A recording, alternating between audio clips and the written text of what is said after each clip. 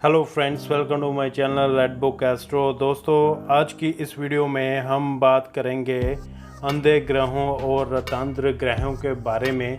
दोस्तों, अभी तक हमने लाल किताब की ग्रामर की श्रृंखला में बहुत से चैप्टर करे हैं। आज की इस वीडियो में हम बात करेंगे अंधे ग्रहों के बारे में और रतांत्र ग्रहों के बारे में। ये क्या होते हैं और इनके उपाय क्या हैं और इन्हें कैसे दूर किया जा सकता है।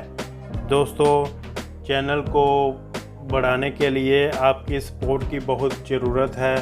लाइक शेयर सब्सक्राइब करते रहें।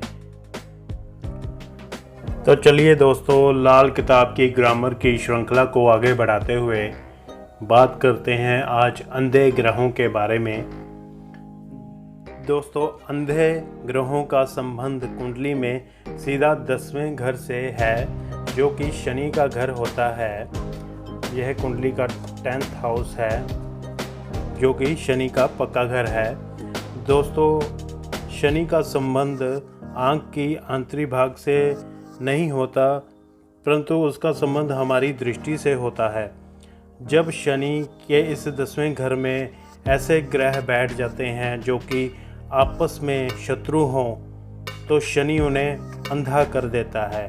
इसलिए तब जातक की नज़र पर पर्दा पड़ जाता है।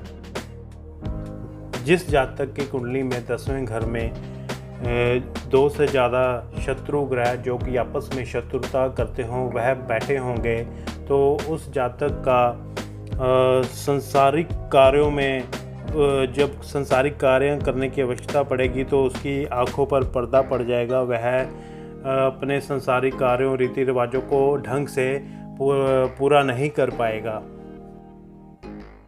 दोस्तों, क्योंकि 10वां घर है, जो इसे हमारा कर्म स्थान भी कहा जाता है, जिसका हमारी इनकम से बहुत ही गहरा संबंध है।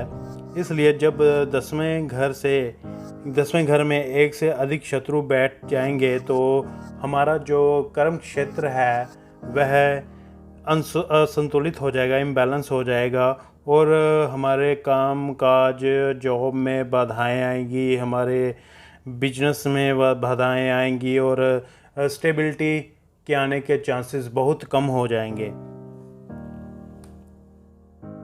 दोस्तों, अगर किसी की कुंडली में 10वें घर में कर्म स्थान में सिर्फ एक ही ग्रह हो तो वह अंधा नहीं कहलाएगा, क्योंकि जब एक से ज़्यादा शत्रु ग्रह 10वें घर में हो तो आपसी शत्रुता के कारण ही वह कमज़ोर हो जाते हैं और इसलिए शनि उन पर बुरा प्रभाव डालता है।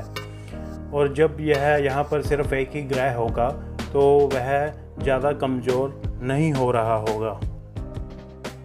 दोस्तों, इसमें एक एग्जांपल लेके देखते हैं। अगर किसी जातक की कुंडली में कर्म स्थान में 10वें घर में सूर्य और शुक्र बैठे हों, जो कि आपस में शत्रु हैं और यह शनि के घर में आकर के बैठ गए हैं, तो इस स्थिति में सबसे जो सटीक उपाय होगा वह अंधों को भोजन करवाना ठीक रहेगा। और अगर 10वें घर में 3 ग्रह भी हों जो कि आपस में शत्रु हों, तो भी अंधों को भोजन करवाना ही ठीक रहेगा।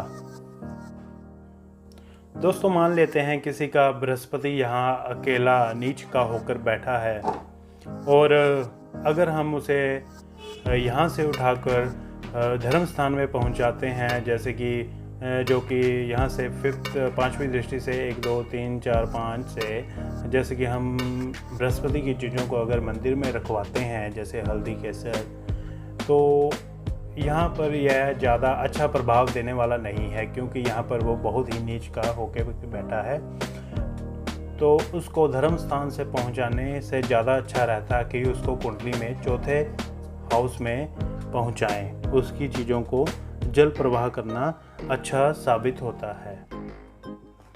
तो ये है दोस्तों आज के अंधे ग्रहों के बारे में, जो कि आपको सिर्फ ये लाइन याद रखनी है कि कुंडली के 10वें घर में 2 या 2 से ज़्यादा ऐसे ग्रह हों जिनकी आपस में शत्रुता होती है तो इस प्रकार की कुंडली को अंधे ग्रहों की कुंडली कहा जाता है, क्योंकि शनि के घर में शत्रु आके बैठ जाएंगे और वो आपसी शत्रुता से एक दूसरे को कमज़ोर कर देंगे। ऊपर से शनि आकर उनको ख़त्म कर देगा। अब हम बात करेंगे रतांद्र ग्रहों के बारे में। सबसे पहले यह जानना बहुत आवश्यक है, रतांद्र ग्रह होते क्या हैं।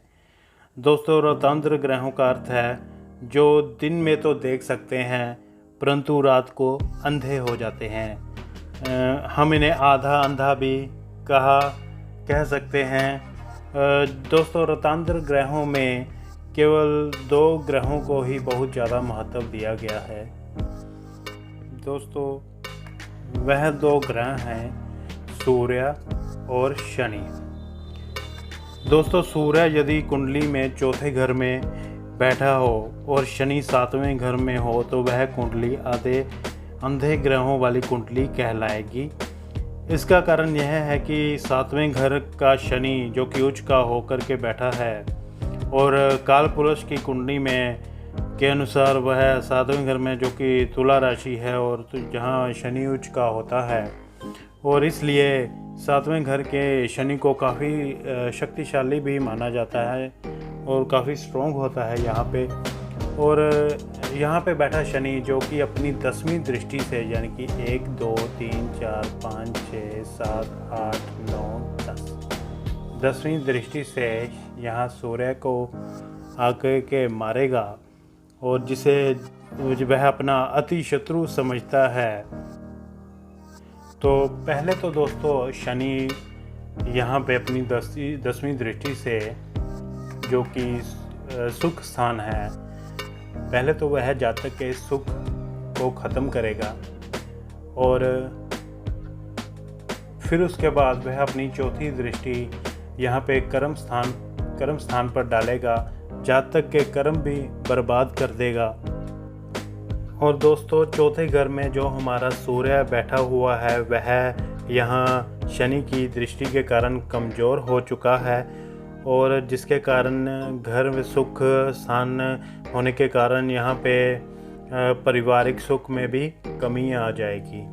दोस्तों, अगर किसी की कुंडली में यह स्थिति है, यानी कि सूर्य चौथे भाव में है और शनि 7वें भाव है परंतु फर्स्ट हाउस खाली है, तो उसका जो शनि है और वह सोया हुआ पाया जाएगा, यानी कि वह अपनी पूरी पावर में नहीं होगा। तो इस स्थिति में जातक को मंगल का उपाय करना चाहिए। और अगर इस स्थिति में कुंडली का फर्स्ट हाउस में कोई भी ग्रह है और शनि जाग रहा है तो उस स्थिति में जातक को शनि का ही उपाय करना चाहिए।